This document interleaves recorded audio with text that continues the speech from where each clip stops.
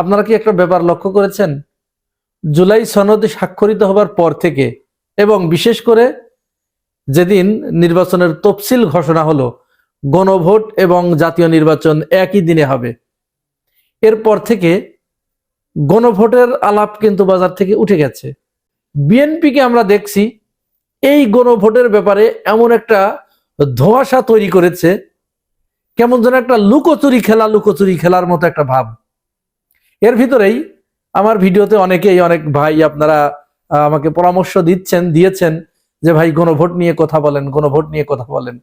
আপনাদেরকে ধন্যবাদ। আমি আপনাদের কমেন্টস গুলো কিন্তু পড়ি, রিপ্লাই না দিতে পারলেও পড়ি।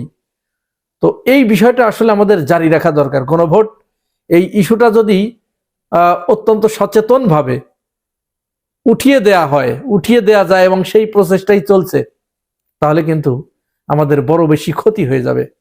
এখন আসুন, গণভোটের ব্যাপারে আসলে বিএনপি এই মুহূর্তে কি চিন্তা করছে এই বিষয়ে আমি কথা বলার আগে 3টা ভিডিও ক্লিপ আমি আপনাদেরকে দেখাবো। প্রথমে আমরা মির্জা ফখরুল ইসলাম আলমগীরের একটি ভিডিও দেখাই, সবকিছুই ছোট।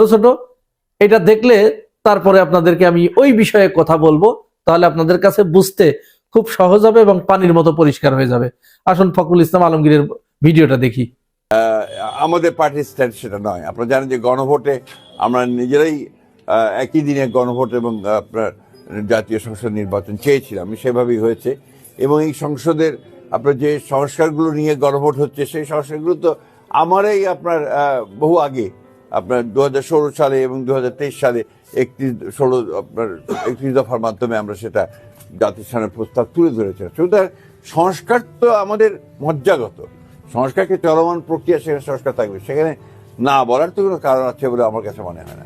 আচ্ছা, ফখরুল ইসলাম আলমগীর এই বক্তব্য কখন দিলেন? যখন তার দলের নেতাকর্মীদের কাছ থেকে, তার বিভিন্ন মাঝারি মানের নেতাদের, হাই লেভেলের নেতাদের পক্ষ থেকে যখন না ভোটের ক্যাম্পেইন চালানো হচ্ছে এবং এই ব্যাপারে জনগণের ভিতরে যখন মিশ্র প্রতিক্রিয়া তৈরি হয়েছে, মানুষ যখন সমালোচনার মুখে এনেছে, ঠিক তখন ফখরুল ইসলাম আলমগীর যেন ওই কাটা ঘায়ের উপরে একটা মলমের প্রলেপ দিয়ে তিনি এটাকে একটু ঢাকার চেষ্টা করলেন, অর্থাৎ আমাদেরকে ভুলিয়ে দেবার চেষ্টা করলেন। এবার আসুন আমরা আমির খসরু মাহমুদের একটা বক্তব্য শুনি, তিনি গণভোটের ব্যাপারে কি বলছে দেখুন। গণভোট বলে কিছু নাই, গণভোট বলে কোনো আলোচনার বিষয় নেই। এটা ওখানেও কোনো এজেন্ডাই ছিল না, এখন গণভোটের কোনো এজেন্ডা নেই। আর যেটা ছিল একমাত্র সেটা নির্বাচনের দিন যদি হয়, সেটার উপরে ঐক্যমত হয়েছে, ওর পরিপ্রেক্ষিতে সভা শেষ হয়েছে। এরপরে নতুনভাবে ঐক্যমত হওয়ার কিছু নাই, যেটা ঐক্যমত হওয়ার অতটুকু হয়েছে, চ্যাপ্টার ওখানে ক্লোজ হয়েছে। তাহলে আমির খসরু মাহমুদ যখন গণভোটের ব্যাপারে এই ধরনের নেতিবাচক মন্তব্য করেন, তখন কি আমাদের আর কিছু বুঝতে বাকি থাকে যে এই বিএনপি গণভোটের ব্যাপারে কি চিন্তা ভাবনা করছে? আচ্ছা, নেতার কথা যেরকম, নেতাদের কথারই তো প্রতিফলিত হয় কর্মীদের মুখে। এবার আসুন আমরা ওই যে যুব দলের যে ছেলেটা, ওই যে নয়ন নাম, যে সে কি বলছে গণভোটের ব্যাপারে, আসুন তার কথা শুনি একটু। আমার মনে হয় যে এই মুহূর্তে গণভোট নামে একটা ফাইজলামি করা, জাতির সাথে একটা তামাশা করা। জাতি চাচ্ছে এখন জাতীয় নির্বাচন, জাতীয় চাচ্ছে ব্যালটের মধ্যে দিয়ে ভোট। সেই ভোটের বাইরে গিয়ে গণভোট বলেন বা এক্স ওয়াই জেড যে পায়তারাই করুক না কেন, এই পায়তারাকে বাংলাদেশের জনগণ রুখে দেবে ইনশাল্লাহ। ধন্যবাদ। হ্যাঁ, শুধু এখানেই কিন্তু শেষ নয়, শুধু নয়নই এরকম বলছে না। এবার আমাদের মির্জা আব্বাস ভাইয়ের যে ওয়াইফ আফরোজা আব্বাস, তিনিও দেখুন পোস্ট করেছেন। আচ্ছা, তাহলে এই যে নেতারা, এই মানের নেতারা যখন এই ধরনের কথা বলছেন, গণভোটকে না জয়যুক্ত করতে বলছেন, শুধু এখানেই শেষ নয়। একটা ভিডিও ভাইরাল হয়েছে, আপনারা প্রত্যেকেই এই ভিডিওটি দেখেছেন।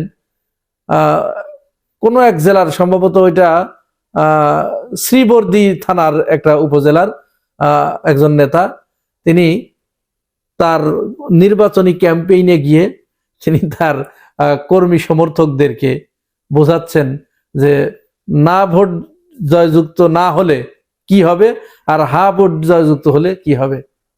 তিনি বলছেন সেখানে যে যদি না ভোট জয়যুক্ত করতে না পারি আমরা, তাহলে দেশ আর দেশ থাকবে না, ৭১ সব হারায় যাবে, ৭২-এর সংবিধান হারিয়ে যাবে, শেখ মুজিবুর রহমানকে ওরা হারিয়ে দেবে, ইত্যাদি ইত্যাদি। তো এই যখন তাদের নেতাকর্মীদের অবস্থা, তারা গণভোটকে না ভোটে রূপান্তরিত করার জন্য যখন এই ধরনের ক্যাম্পেইন চালাচ্ছে, এবং এটা কিন্তু অত্যন্ত সুকৌশলে তারা গণভোট এবং এই জাতীয় নির্বাচন একই দিনে করার জন্য তারা গো ধরেছিল বিএনপি, এবং তারা এক প্রকার মানে কোট করেছিল যে এটা লাগবেই, একই দিনে হতে হবে। উদ্দেশ্যটা কিন্তু ওইটাই ছিল, যে কোনো ভাবে ওইটার গুরুত্ব নষ্ট করে দেওয়া। জামাত ইসলাম কিন্তু ওই সময় বলেছিল যে একই দিনে যদি গণভোট এবং জাতীয় নির্বাচন হয়, তাহলে কিন্তু এই গণভোটের কোনো গুরুত্ব থাকবে না। এবং আপনি মনে করেন যে এখন তো পরিবেশ পরিস্থিতি যেটা, সেটা সুষ্ঠু নির্বাচন কিন্তু আমরা আশা করতে পারি না এখনো পর্যন্ত। সেখানে ব্যালট ছিনতাই হয়ে যাবে। বিএনপি নেতাকর্মীদের মুখে আমরা যে ধরনের হুমকি ধামকি শুনছি যে অমককে নির্বাচনে যেতে দিব না, এই যে বিএনপির এই মহিলা নেত্রী, দেখুন সে কি বক্তব্য দিচ্ছে, তার উদ্দেশ্যটা দেখুন, উদ্দেশ্য বুঝতে পারবেন। খালি বলছি ২২ তারিখ থেকে আপনারা নির্বাচনী মাঠে থাকবেন, সাধারণ মানুষ, গরিব দুঃখী মানুষ, গুন্ডা পান্ডা ক্যাডার সন্ত্রাস চোর ডাকাত অন্য দলের মানুষ যেই হোক সবাইকে কাছে টেনে নিয়ে আমাদের দলের জন্য যেটা ভালো হয় সেটা করবেন, পারবেন তো ইনশাআল্লাহ। তো এই বক্তব্য কি মিন করে? তার মানে যে কোনো ভাবে নির্বাচনের দিন ব্যালট বাক্স ছিনতাই হয়ে যাবে। তো ব্যালট বাক্স যখন ছিনতাই হয়ে যাবে, তখন তো সিল মারবে শুধু ধানের শীষে, আর গণভোটে ওই না ভোটে নার উপরে। অর্থাৎ এটিই ছিল পরিকল্পনা। এই পরিকল্পনার আলোকেই গণভোট এবং জাতীয় নির্বাচন একই দিনে রাখার পরিকল্পনা করা হয়েছিল। তার মানে আমরা এটি নিশ্চিত থাকতে পারি, যদি সুষ্ঠু নির্বাচন না হয় তাহলে না ভোট জয়যুক্ত হবে, হ্যাঁ হেরে যাবে। আর যদি সুষ্ঠু নির্বাচন হয়, অবাধ এবং নিরপেক্ষ নির্বাচন হয়, যদি ব্যালট বাক্স ছিনতাইয়ের হাত থেকে যদি রক্ষা করা যায়, পেশি শক্তির হাত থেকে যদি নির্বাচনকে রক্ষা করা যায়, ম্যানেজড নির্বাচন যদি না হয়, তাহলে সেখানে হা জয়যুক্ত হবে গণভোটে। হা জয়যুক্ত হলে বাংলাদেশের একটা আমূল পরিবর্তন ঘটবে, যে পরিবর্তনের জন্য মানুষ মুখিয়ে আছে এবং মানুষ তাদের জীবনের মায়া ত্যাগ করে রাস্তায় নেমেছিল। সুতরাং মির্জা ফখরুল ইসলাম আলমগীর এবং বিএনপি নেতৃবৃন্দের কাছে আমার অনুরোধ, আমি কিন্তু প্রমাণ ছাড়া একটা কথাও বলি নাই, দয়া করে আপনারা আমাকে গালি দিবেন না। এগুলো আপনারা বলছেন, সেটি আমি দেখালাম। আপনারা এটি নিশ্চিত করতে হবে মির্জা ফখরুল ইসলাম আলমগীরকে, যে তাহলে আপনি বলছেন যে আপনার হ্যাঁ ভোটের বাইরে যাওয়ার কোনো সুযোগ নাই, আপনারাই এগুলো করেছেন। হ্যাঁ, অবশ্যই এই কৃতিত্ব আপনারা দাবি করতেই পারেন। ছাত্র দলের অনেক নেতাকর্মী জীবন দিয়েছে, স্বেচ্ছাসেবক দলের, বিএনপির অনেক নেতাকর্মী এখানে জীবন দিয়েছে। তাহলে সেই জীবন দেওয়ার পরে আপনারা এটার দাবিদার, হকদার। কিন্তু যখন আপনি এবং আপনার নেতাকর্মীদের মুখ থেকে আমরা দুই ধরনের বক্তব্য শুনি, তখন আমরা কারটা গ্রহণ করব? মির্জা ফখরুল ইসলাম আলমগীরটা যদি আমরা গ্রহণ করি, তাহলে আমির খসরু মাহমুদও তো দলের ভিতরে একজন সিনিয়র পার্সন, তার কথা কেন ফেলে দিব? আফরোজা আব্বাসের কথা কেন ফেলে দিব? রবিউল ইসলাম নয়নের কথা কেন ফেলে দিব? আবার ওনাদের কথা যদি ফেলে দেই, তাহলে আপনার কোথায় আশ্বস্ত হবার কি কারণ থাকতে পারে যে এরপরে আর বলবে না?